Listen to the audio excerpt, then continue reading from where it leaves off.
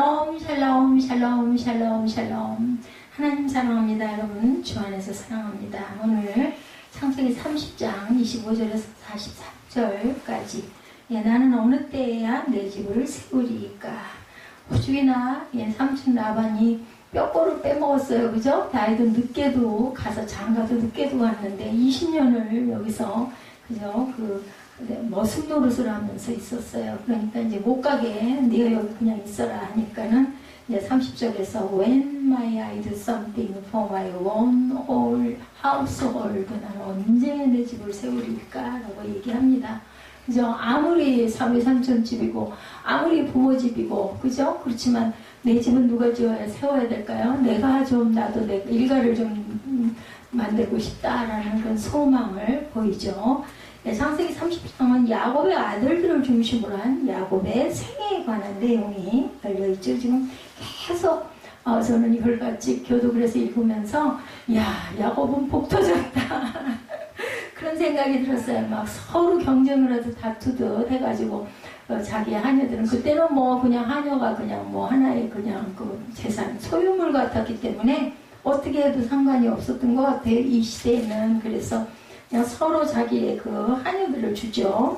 여종 비라에게로 들어가라. 30장 3절에 족장시대의 종은 주인의 소유였어요. 그 몸에서 난 자녀 역시 주인에게 돌려지기 때문에 라헬이 아이를 못 낳으니까는 고래고래 소리를 지르고 화를 내는데 야곱이 라헬을 그렇게 사랑했지만은 화를 내죠. 우리 김용국 집사도 이럴 것 같아. 내가 하나님을 대신할 수 있니? 어쩌라고 나보고 화를 내니? 그랬더니 당장에 3절에 내 종 비라에게로 들어갔는데 딱 들어갔는데 또 임신을 하죠. 계속 그렇게 해서 아이들을 낳아서 12아들을 거느리는 부분이 나타나 있고, 또 중요한 구절 중에 하나가 14절에 합한채, 그죠? 지중해 동부 지역에서 자라는 다년생 식물로 붉은 꽃을 피우고 노란 열매를 맺는데요. 부부간의 사랑과 출산을 준비하게 하는 성적 자극제로 사용을 했다고 하네요. 이 바람에 또 그죠? 라헬이 합한채를 달라고 하는 바람에 레아에게 자기 남편을 다 동침하라고 해가지고 야곱이 돌아왔더니 16절에 보니까 내 아들이 합한 채로 당신을 산노라. 밤에 야곱이 동침했더니 그가 임신을 해서 5째 아들을 낳습니다. 그래서 그 이름을 이사가리라. 이게 아들을 또 낳습니다. 레아가 다시 또 임신합니다. 6째 아들을 야곱에게 낳은지라. 6째 아들을 낳아서 이제는 나와 함께 살리라고 그 이름을 스불론이라.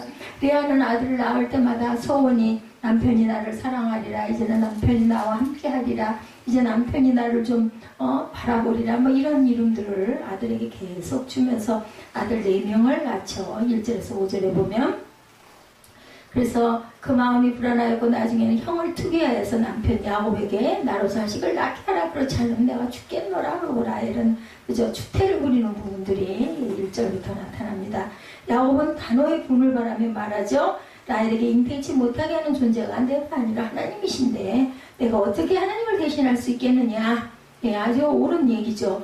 육체의 소욕에 대해서 가라데서 5장 21절에 투기와 술취함과 방탕함과 또 그와 같은 것들이라 전에 너에게 경계한 것 같이 경계하는 이런 일을 하는 자들은 하나님의 나라를 유업으로 받지 못한다.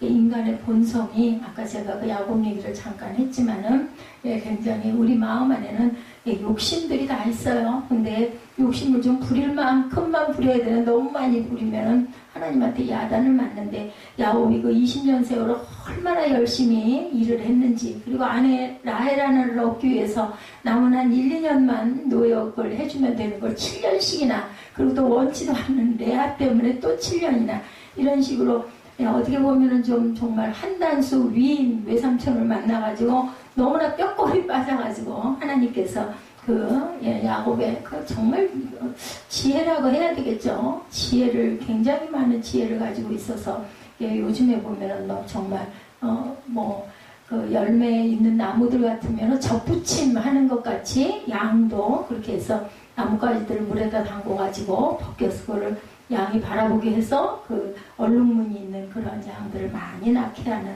거기 이제 튼튼한 양들은 내가 가질 거야 해가지고 골라가지고 약한 양은 그냥 내버려둬서 삼촌이 가져가게 하고, 그러게요. 속이 임이고 옳지는 않지만 어떻게 보면 정말 너무나 고생을 많이 했고 라반이 야곱을 너무나 많이 부려먹었어요.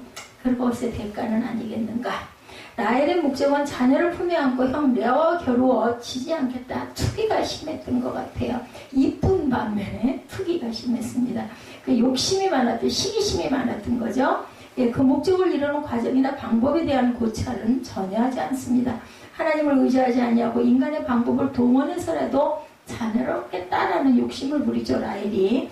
그리고 또 라헬은 믿음이 그렇게 신실하진 않았던 것 같아요. 드라빔, 그죠? 가지고 도망쳐서 자기네 친정에서 도망올 때도 어디다 깔고 앉아요? 궁둥이에다, 말한장에다 깔고 앉아가지고 그걸 갖고 나오는 거. 그것도 복을 주는 그런 그런 신이라고 그러죠. 그러니까 이런 하나님을 온전히 섬기는 사람은 아니었던 것 같습니다.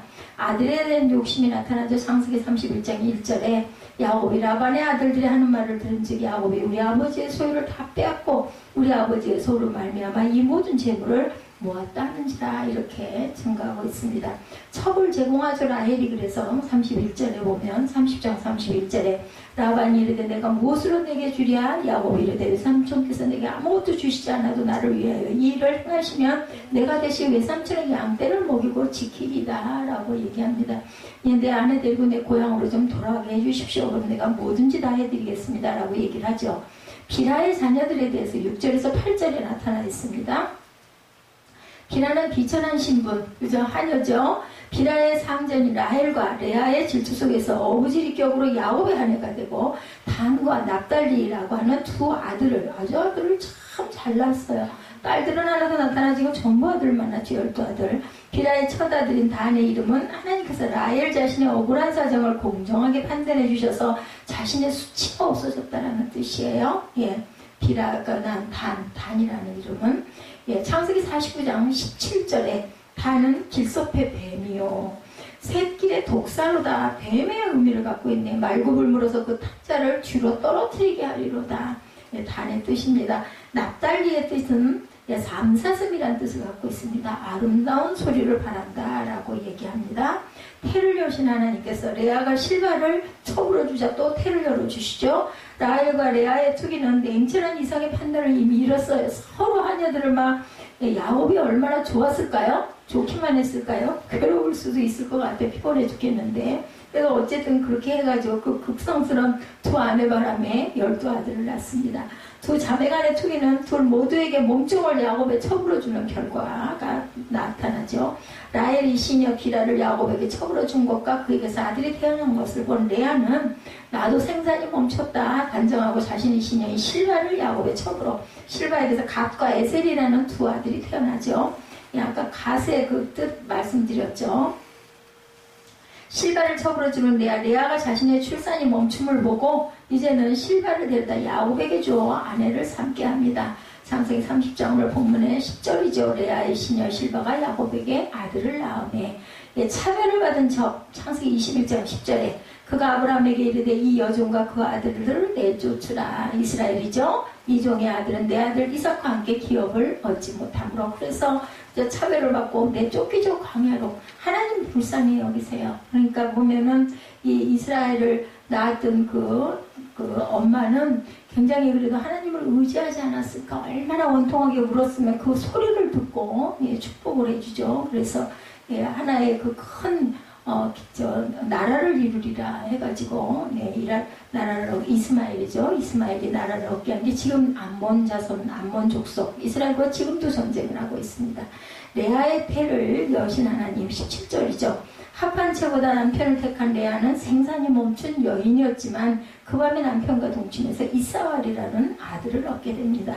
그 시대는 그렇게 지금처럼 의학적으로 발달되어 있지가 못하기 때문에 한동안 이제 아이를 못 낳게 되면 난지 끝났나 보다 했는데 그렇지는 않았던 거죠. 그래서 또 아들을 낳고 그의 스불론이라는 아들과 디나라는 딸도 낳습니다. 레아에 대해서 자녀의 생산이 멈춘 상태에서 자식을 낳게 한 것은 하나님의 능력이었다. 성경은 하나님이 레아를 들으셨으므로 잉태하였다라고 이렇게 얘기합니다. 하나님이 레아의 소원을 들으셨으므로 이렇게 이야기하죠. 17절에 야곱의 인정을 받습니다. 창세기 30장 16절에 저물 때 야곱이 들에서 돌아오며 레아가 나와 그를 영접하며 이르되 내게로 들어오라. 내가 내 아들의 합한 채로 당신을 산노라. 그 밤에 야곱이 그와 동침한. 말을 잘 들어요. 밤에 뭐 누구랑 자라 그러면 가서 자고, 나랑 자야 된다 그러면 또 가서 자고. 야곱은 그래 상관없다, 누구든 간에 그냥 뭐 이랬죠. 세세한 과정이야 우리가 알 수가 없지만 태를 넣으시죠. 29장 31절에도 야곱께서 레아가 사랑받지 못함을 보시고 그의 태를 여셨으나 라헬은 자녀가 없었더라. 다 좋을 수만은 없어요. 라헬은 그 야곱의 사랑을 엄청 많이 받았지만 자녀가 오랫동안 없었고, 레아는 사랑은 못 받았는데 동침을 하기만 하면 아이를 갖죠. 요셉이 출생을 합니다. 그래도 라헬에게서 요셉이 나옵니다. 하나님께서 라헬을 생각하시고 그의 태를 여시죠. 22절에 그리하여 아이가 없어 괴로워하던 그녀에게 요셉이라는 아들을 하나님께서 주십니다. 24절에 라헬은 요셉을 안고 이제는 하나님을 무엇이든지 역사하실 수 있는 분으로 내가 고백하겠습니다. 그러니까 이때 요셉을 낳고 나서야 그때야 내가 하나님이 정말 무엇이든지 하실 수 있는 분입니다라고 고백을 한 거예요. 그러니까 이 우상 저 우상도 섬기고 하나님에 대한 온전한 자세가 바르지 못했다. 라헬이 과거 비라를 통하여 얻은 단과 납달리를 안고 기뻐했던 것은 일시적인 목마름을 적시는 것이었는데, 요셉의 출생은 그의 부끄러움을 씻을 뿐 아니라 라헬에게 빌길 데 없는 만족을 나타내는 내용이 13절에 나타납니다. 라헬을 생각하신 하나님이라고 그러죠. 22절부터 23절 봅니다. 오늘 보면 하나님이 라헬을 생각하신지라 하나님이 그의 소원을 들으시고 그의 태를 여셨으므로. 23절 그가 임신하여 아들을 낳고 이르되 하나님이 내 부끄러움을 씻으셨다. 이제 나는 야곱을, 그 아들이 그렇게 마음에 들었던 것 같아요. 그런 것 같아요. 하나님 큰 일을 할 그러한 자녀는 아이를 낳고 그 엄마가 그렇게 그 갓난아기 다 똑같지 않겠어요. 조금 더 예뻐 보일 수도, 예쁘게 생겼을 수도 아닐 수도 있지만 그거랑은 다르게 그렇게 사랑스럽고 이쁜 마음이 드는 것 같습니다. 여기에도 라헬도 그러죠. 야곱을 낳고는 정말 나는 이제 내 부끄러움이 다 씻겼다. 그리고 하나님은 정말 무엇이든지 하실 수 있는 하나님이시라는 걸 내가 알았다. 이런 고백을 합니다. 얼마나 흡족했으면. 야곱과 라반의 계약이 25, 6절에 이루어지는 부분이 나타납니다. 야곱은 고향으로 떠나 외삼촌 라반의 집에서 14년 동안 살았어요. 이제 야곱은 고향으로 돌아가고 싶은 자신의 생각을 라반에게 이야기합니다. 그때가 14년 된 때였죠. 라반은 야곱의 성실함과 그로 인한 물질의 축복을 알고 너 좀 더 있어라. 네가 있으니까 우리 재산이 이렇게 늘었구나. 이걸 이제 그 사람도 삼촌도 생각을 하는 거죠. 27절에. 그리고 풀싹을 지금부터 다시 또 정하자. 또 붙들죠. 28절에 야곱은 라반에게 지금까지 계약이 파기됨을 알면서도 새로이 임금을 계약할 때 불리하게 보이는 제안을 합니다. 그러니 그래서 튼튼한 양에다가 그걸 하고 싶지 않았겠어요? 32절에 보면 그에 따라 라반은 흔쾌히 야곱을, 아니 들어보니까 나한테 정말 이익되는 제안을 하니까 옳았구나 잘됐구나 하고 얼른 뚝딱 약속을 하는 부분이 34절에 나타나 있죠. 32절에 보면 오늘 내가 그냥 외삼촌의 양떼를 두루다니며 그 양 중에 아롱진 것과 점 있는 것과 검은 것을 가려내어 또 염소 중에 점 있는 것과 아롱진 것을 가려내니 같은 것이 내 품삯이 되리라. 알록달록한 건 내게 될 거다라는 거예요. 후일에 외삼촌께서 오셔서 내 품삯을 조사하실 때 나의 의가 내 대답이 되리다. 혹시 염소 중에 아롱지지 아니한 것이나 점이 없는 것이나 양 중에 검지 아니한 것이 있거든 내가 삼촌 걸 도둑질을 한 걸로 인정하소서. 라반이 내 말대로 하리라. 얼른 대답을 하죠. 어이구 정말 잘됐다. 왜냐하면 그런 게 별로 없었으니까 다 그냥 점이 있거나 얼룩지지 않은 그 염소나 양들이었던 것 같아요. 그러니까 그러자라고 흔쾌히 대답을 해요. 나와봤댔자 그런 거는 어쩌다 한 마리씩이니까 아이고 바보 천치야 속으로는 그랬겠죠. 그 야곱은 다른 생각을 갖고 있었습니다. 고향을 그리워하죠. 누가복음 15장 17절에도 이에 스스로 돌이켜 이르되 내 아버지에게서는 양식이 풍족한 품꾼이 얼마나 많은가. 나는 여기서 줄여 죽는구나. 집 떠난 탕자의 이야기죠.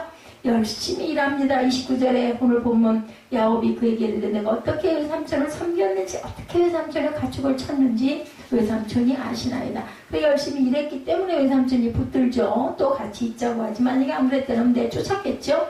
부자가 됩니다. 야곱은 보면 마지막 절에 43절에 그 사람이 매우 번창하여, 그 사람이 바로 야곱이에요. 양떼와 노비와 낙타와 나귀가 많았더라.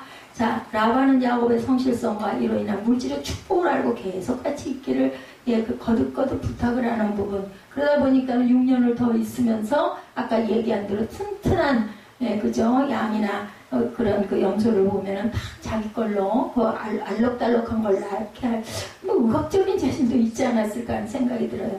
라반과의 계약이 체결된 후 야곱은 고도의 목축 기술을 발휘하는 것을 보게 됩니다. 짐승의 새끼를 뵐 때 버드나무, 산풍나무, 살구나무의 가지를 취해서 얼룩무늬를 만들어 놓고 그걸 계속 바라보게. 태교를 해, 태교. 그죠? 그런 식으로 해가지고 37, 8절에 하나님의 은혜로 야곱은 불리한 조건으로 계약을 했음에도 자신의 것으로 내세운 양들이 많이 태어납니다. 하나님의 은혜예요. 기도했겠죠. 예, 그렇게 응답을 해주십니다. 공력에 따른 것이죠. 30절에 내가 오기 전에는 외삼촌이 소유가 적더니 번성하여 때를 이루었으니 내 발이 이르는 곳마다 야곱께서 외삼촌에게 복을 주셨나이다. 그러나 나는 언제나 내 집을 세우리까? 언제까지 내가 여기서 이루고 있을 수가 있겠습니까? 43절에 이에 그 사람이 매우 번창하여 양떼와 노비와 낙타가 낙이 많아졌더라. 우리는 역사를 통해서 많은 것을 배우죠. 야곱의 외삼촌 라반의 집에 머무는 것이 아무런 의미가 없는 것처럼 보죠. 종살이 20년 저거 왜 저러고 있어. 그죠? 이런 생각이 들고, 야곱은 야곱대로 나는 내 집은 언제나 만들어. 기가 막혀. 내가 언제까지나 이러고 있어야 될까. 우리가 그런 생각할 때가 많잖아요. 아침에 그런 얘기 했듯이 이 교회를 이걸 어떻게 해야 돼. 이런 마음이 오죽이나 많이 들었겠습니까? 성도가 늘어나고 부흥이 되고 막 뭔가 좀 보여주고 해야 되는데 그런 부분이 없다 보니까 우리에게 주어진 모든 상황을 하나님의 관점에서 직시하고 위대한 생을 살아가야 되는데 쉽지가 않습니다.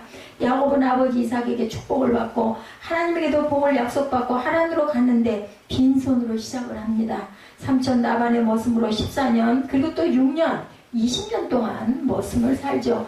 20년이 지나는 동안에 야곱은 결혼을 해서 12명의 아들을 낳았고 아내가 둘, 딸 하나, 큰 가정을 이룹니다. 뭐 아내가 둘만 돼요. 또 시녀들이 둘이 있었죠.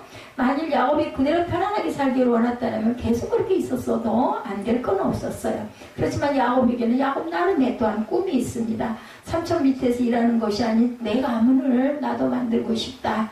그래서 30절에 나의 공력을 따라 야훼께서 외삼촌에게 복을 주셨나이다. 그러나 나는 어느 때 내 집을 세우리까. 아무나 이런 소원을 갖는 것은 아니죠.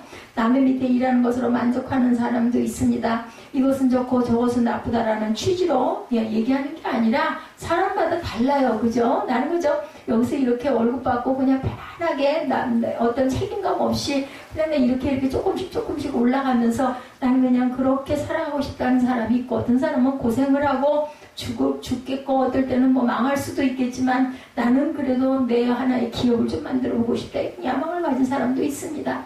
선택은 본인의 몫이에요. 그죠? 그런데 야곱에게는 삼촌이라도 남이고 남의 밑에 일하기보다는 내 집을 세우고 싶다라는 꿈을 갖고 있었고 소원을 가지고 있었고 기도했겠죠. 야곱이 야곱 될 수 있었던 비결은 이와 같은 뜻을 가졌기 때문에 야곱 12지파의 아버지가 되죠. 자기 집이라는 말은 전통적인 단어고 고전적으로 비현대적인 개념이지만 그럼에도 우리 무의식 속에 자리 잡고 있는 개념, 내 집, 그죠? 나의 집. 여호수아의 말하기를 나와 내 집은 야훼를 섬기겠노라 이런 그 고백이 있어요.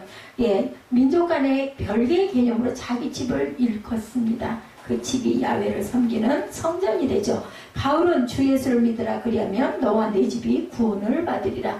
그거는 이제 본인과 본인의 집안에 있는 모든 식구들을 의미하죠. 구원의 최소 단위가 바로 한 가정이다. 집이다라는 겁니다. 다윗의 왕조를 일컬을 다윗의 집이라고 부르므로 왕조를 집으로 표현하기도 합니다. 자유주의 학자들은 다윗이라는 인물이 실제로 존재하지 않았다고 이렇게 얘기하는 사람들도 있었는데 1863년 팔레스타인에서 발굴된 비석에 다윗의 집이란 글씨가 새겨져 있으므로 다윗의 역사성이 증명이 됩니다. 그러니까 아니었다고 한 것들이 하나하나 발굴이 되면서 인 것으로 성경이 그냥 그죠? 그 논픽션이 아니라 픽션이다 이렇게 되는 부분들이 오히려 더 많이 들어가고 있다고 그러죠. 예수님도 집이란 단어를 사용하십니다. 이 집은 만민이 기도하는 집이다 라고 말씀하시죠. 성전이 집으로 표현이 됩니다. 그래서 저희 교회도 문 앞에 보면은 그죠? 하나님의 집이요. 지금 조심해야 돼요. 요즘에는 그 여호와의 집, 이상한 집이 생겨가지고 그 조심을 하긴 해야 되지만 또 어쨌든 간에 예, 하나님의 집이지 않습니까? 그래서 가스하우스라고 제가 썼습니다. 예, 탐자에 비해서 내 아버지의 양식이 풍족하다라는 말씀을 하시기도 하죠. 근대 도시 문명은 집이란 말을 별로 사용하려고 하질 않습니다. 사람은 집에서 일하지 말고 집을 떠나 직장이라는 소유가 불분명한 단체에 소속돼서 일을 하고 대가로 또한 월급을 받죠.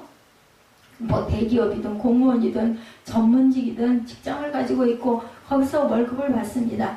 그 사례로 사람들은 얼마든지 생계를 유지할 수가 있고 또한 돈을 모을 수도 있고 뭐 자기의 레저 생활을 할 수도 있고 아니면 어디에다 투자를 할 수도 있고 아니면 내 집 마련. 그 옛날 같은 개념은 많이 없어졌지만 그래도 아직까지는 내 집 마련을 원하는 사람들도 많이 있습니다. 그리고 또한 자녀 교육에 쏟아붓는 사람도 있죠.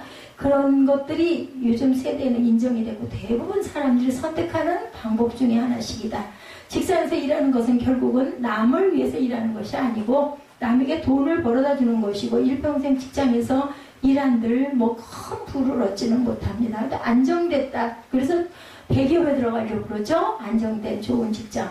야곱은 그 사실을 주목합니다. 그래서 말하기를 내가 오기 전에는 그 삼촌의 소유가 적당히 번성하여 때를 이루었나이다. 내 공력을 따라 여호와께서 삼촌에게 복을 주셨나이다. 이렇게 얘기합니다.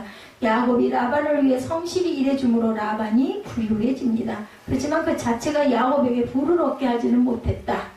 그래서 야곱은 나는 어느 때에 내 집을 세우리까라고 말하죠. 야곱이 아무리 아버지의 축복을 받고 하나님의 복을 약속받고 재능이 있더라도 남의 밑에서 일하는 것으로는 자신의 모든 잠재력을 발휘할 수가 없었어요. 만족할 수가 없었어요. 그래서 그렇게 호소를 합니다. 자기 집을 세워야 비로소 잠재력을 발휘할 수가 있어요. 내 거니까. 우리의 그 마음속에 근성 안에는 그게 있죠. 내 거. 내 거에 대한 소유욕이 많습니다. 예. 신앙에 대한 그러한 부분도 그렇죠. 예, 나의 신앙, 내 믿음, 예, 이렇게 얘기합니다. 그런 사람들 성경 말씀에 대해서 우리가 깊이 생각하다 보면은 아마 뭐 어떤 분들은 그 목사가 돈벌이가 직업이다, 사업에 당하는 말씀 그런 것들을 해서는 안 되지 않습니까? 당연히 안 되죠.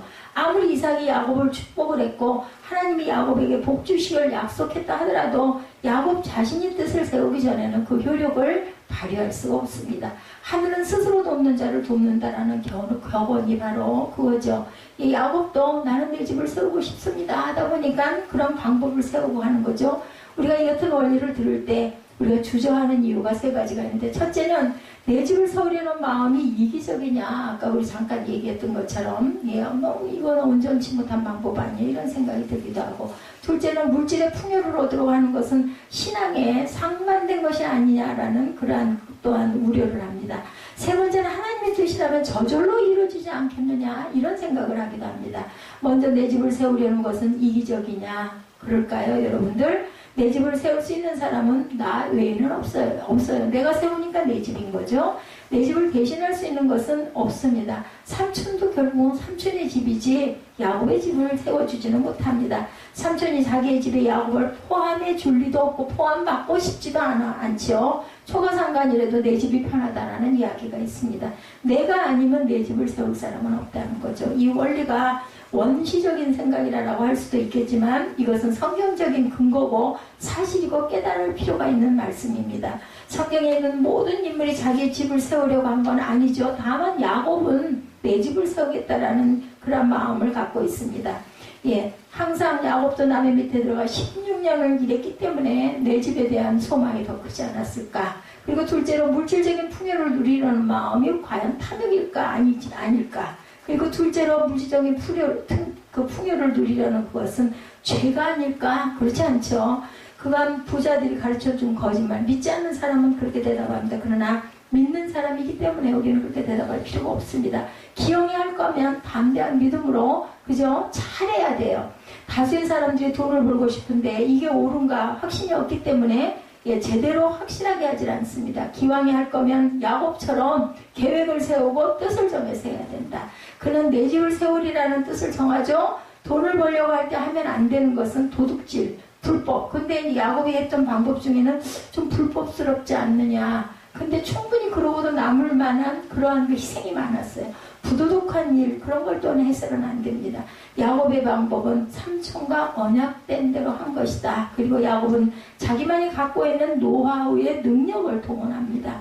오늘 본문이 그것을 말하고 있는데 주술처럼 방법처럼 보일 수 있지만 그렇지가 않죠. 지금 이 시대에 보면 이건 굉장히 과학적인, 의학적인 방법을 발휘를 합니다. 버드나무, 살구나무, 산풍나무의 푸른 가지를 취해서 껍질을 벗겨서 흰 무늬를 내고 양과 염소가 물을 먹으러 올 때 새끼를 베는데 그 물을 마실 때 이 껍질 벗긴 나무를 봐가면서 쳐다보면서 하게 했더니 낳은 새끼마다 그 나무의 무늬처럼 얼룩덜룩 아동졌다. 하나의 태교스러운 그런 방법이죠. 야곱이 사용한 방법이고 굉장히 참 특이한 방법을 씁니다. 이렇게 해서 꼭 얼룩무늬가 나을 수 있다라고 믿었는지 아니면 한번 해보자 했는지 그건 알 수가 없어요. 그 부분에 대한 이야기는 없기 때문에 야곱만이 갖고 있는 노하우였다. 그의 트레이드 마크고 어떻게 보면 지적 재산권, 야곱은 그것을 10분 활용을 합니다. 우리는 남과 똑같아서는 경쟁을 할 수 없다는 것. 남이 없는 것이 내게 있어야 된다. 이 사람은 굉장한 그 특이한 달란트를 하나님이 주셨는지, 하나님이 지혜를 주셨는지, 특별한 그 시대에 정말 생각할 수 없는 것을 생각을 해내죠. 굉장히 앞서간 사람이기도 합니다. 남이 없는 내게만 있는 게 뭔지 모른다면 우리는 기도해야 되겠죠. 하나님, 내게는 어떤 특징이 있습니까? 나는 하나님께서 어떤 그 재능을 주셨습니까? 내가 이럴 때는 어떻게 가야 될까요? 이게 기도죠. 그래서 남보다 더 잘할 수 있는 것이 뭔지를 우리가 깨달아 알아야 되겠다. 욕심이 아니고 교만이 아닙니다. 하나님이 주시는 은사를 우리가 개발하고 깨닫는 것도 기도해서 그것을 구하고 나아가야 된다. 남이 나보다 잘하는 것이 있지만 나도 남보다 잘하는, 내가 아무리 못나고 내가 아무리 못생겼지만 나름대로 내 특징도, 누구나 사람이 똑같은 사람은 하나도 없죠. 그렇기 때문에 그걸 깨달아서 발굴해서 사용할 줄 알아야 되겠다. 그리고 더 잘할 수 있도록 또한 노력도 해야 됩니다. 대다수의 사람들은 대학에 들어간 이유는 더 이상 노력을 하지 않으려고 하는 부분들이 있습니다. 자기가 하는 일에 대해서, 자기 직업에 대해서, 역할에 대해서 더 잘할 수 있다고 믿지도 않고 그냥 이렇게 직장생활하고 저 월급이나 받아서 살아가면 그만이지, 이렇게 생각하면 발전이 없죠. 더 잘하려는 의지를 갖고 있지 않는 것처럼 보이는 경우가 많습니다. 적당히 살다가 너무 피곤해, 좀 즐기다 살다가 가면 그만이지, 이런 사람들도 있습니다. 자신에게 엄청난 손해고 그리고 발전이 되지 않죠. 성경의 모든 말씀은 하나님의 나라는 심고 거두는 원리에 의해서 몇 배? 30배, 60배, 100배의 열매를 말하고 있는데, 사람들은 자기 자신에게 투자하려고 하지 않고 자기 실력을 키우려고도 하지 않고 남보다 잘하는 것을 좋아할 수는 있는데 과거보다 더 나아지려는 노력을 그렇게 많이 하지 않는 사람들이 많다. 그냥 언제 그걸 해, 언제, 아이고 피곤해, 이렇게 되는 거죠. 게으름 때문일까? 동기부여가 없어서일까? 게으르다고 했던 김종국도 자기가 살겠다고 자기 살 길 찾아가지고 사업한다고 가는 걸 보면 그것도 참 희한하다라는 생각이 들잖아요.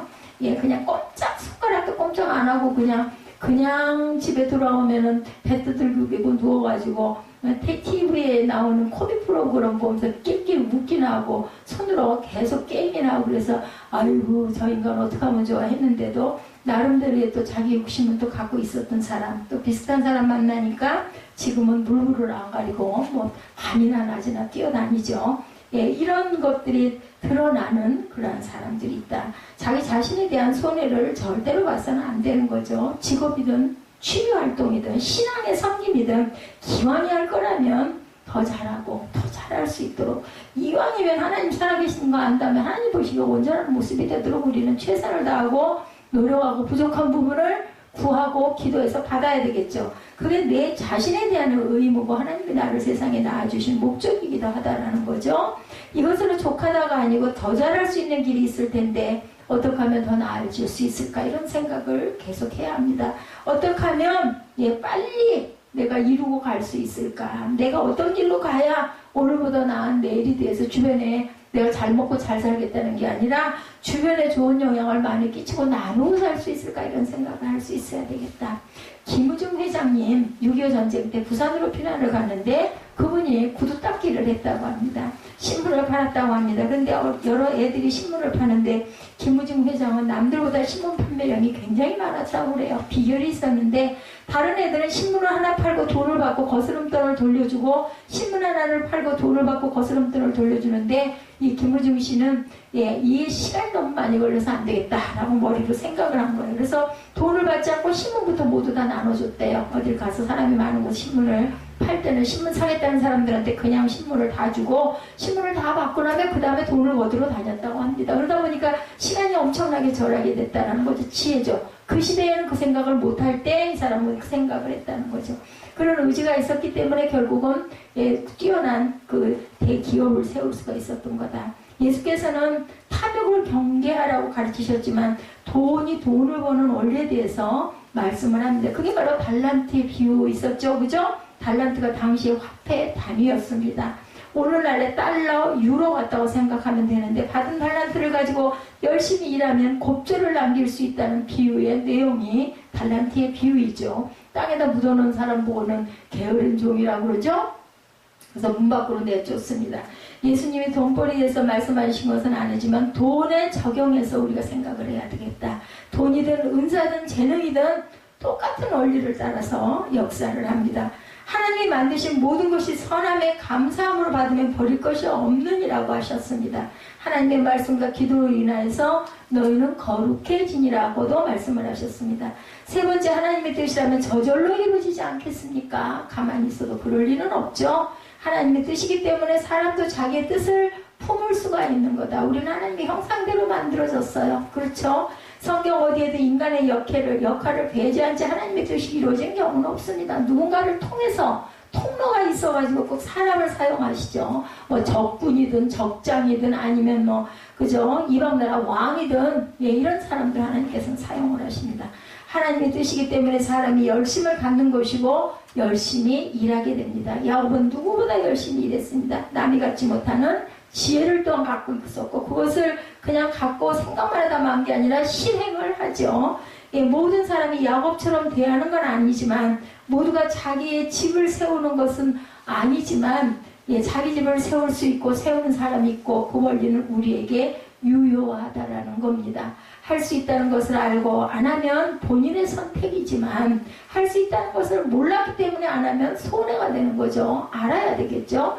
야훼께서 집을 짓지 아니하시면 집을 짓는 자의 수고가 헛되다 이렇게 말씀합니다. 그렇기 때문에 주께서 먼저 집을 지어주셔야 된다고. 그리고 우리 집을 지을 수가 있다는 하나님의 집을 먼저 짓고 그리고 나서 우리의 집. 그래서 청교도들이 그죠? 그 미대륙에 처음에 그 인도양을 바라보고 갔다가 어떤 그 대륙에 정착을 했고 어딘지도 모르죠. 아무도 없는 그런 곳이었으니까 그 갔을 때 어떻게 했어요? 제일 먼저 교회를 짓죠. 그리고 학교를 짓고 그리고 나머지 세 번째 집을 지었다고 합니다. 자기 집을 세우고자 하는 것은 이기적인 것이 아니고 개인주의가 아니고 내가 아니면 내 집을 세울 사람은 아무도 없다라는 것. 그것이 만민이 기도하는 집이든 야훼를 섬기는 집이든 구원을 받은 집이든 야곱처럼 부유한 집이든 사람은 자기 집을 세울 권리도 있고 그럴 만한 능력을 얻을 수도 있다. 그렇다면 야곱처럼 뜻을 가질 수도 있어야 된다. 나도 언젠가 내 집을 세우리라.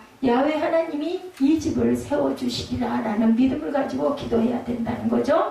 나의 집이 흥하게 되리라. 나와 내 집은 야훼를 섬기리라. 이런 고백을 할 줄 아는 저와 여러분들이 되셔야 됩니다. 여호수아가 그러죠. 너희들은 그렇게 이방신을 섬기려면 섬겨라. 나와 내 집은 야훼만을 섬기겠다. 이런 아주 그 뿌리가 있는 심지가 있는 믿음이 단단한 그러한 반석의 집을 세우시기 바랍니다. 내 집에 양식이 풍족하리라. 만민이 이 집에 와서 기도하게 되리라. 이런 마음, 이런 어떤 소원을 가지고 우리가 기도해야 되겠죠. 야훼 하나님이 이 집을 세우시리라. 우리가 충분히 가질 만한 소원을 야곱은 가지고 있었고 그것을 위해서 준비했고 또 20년 동안의 훈련이 있었습니다. 그렇게 함으로 인하여 자기 고향으로 돌아갈 때도 하나님께서 함께 하시고 하나님이 약속한 걸 그대로 지켜주셔요.